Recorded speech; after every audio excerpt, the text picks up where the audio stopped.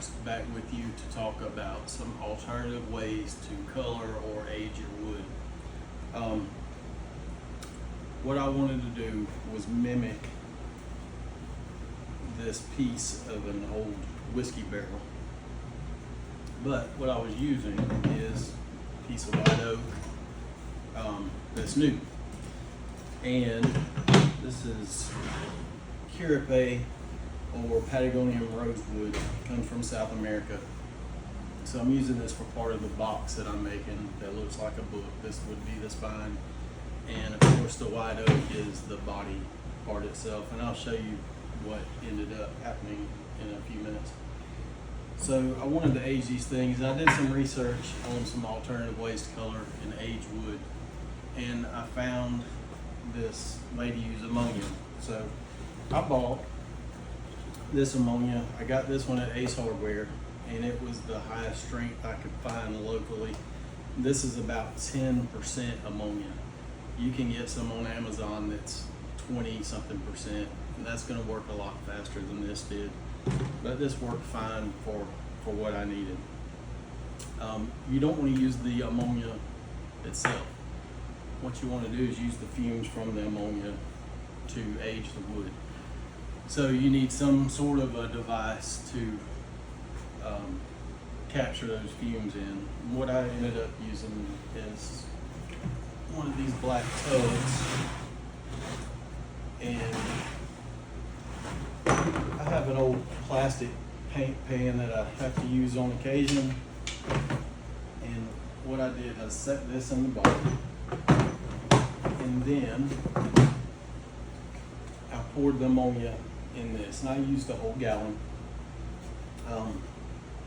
and I just took some scrap wood and laid it across the pan in there to build a rack. So wound up looking something like this. Be very careful when you use this stuff.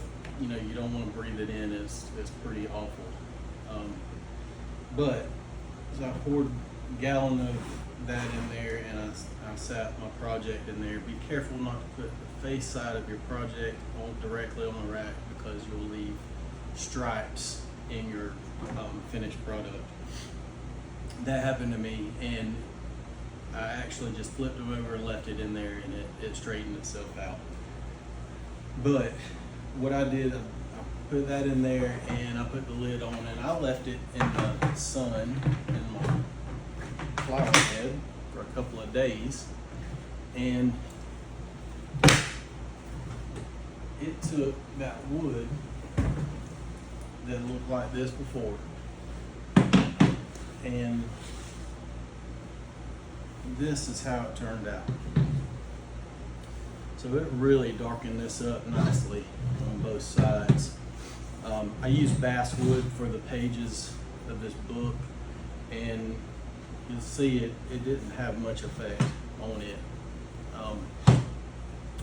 But this Patagonian rosewood or Curape that I used for the spine, it really made that look good. It darkened it up, although you can still see some red streaks in that. That is a beautiful wood. And it didn't turn it gray like this did. It actually hit a color of gray before I pulled it out and let it stop. But I think I really like the way this turned out. It does look old now, and the reason I built this, I wanted it to look like a whiskey barrel, is because I'm going to put this stuff in there.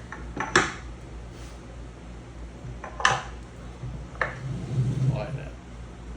This is part of my Speakeasy series of books that I'm making, and I'll show all those on a later video.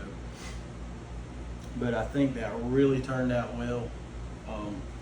It didn't take long for the ammonia smell to be gone from the project itself. Just be careful when you use this stuff, because it's terrible on your respiration system. there you have it. Thanks for watching.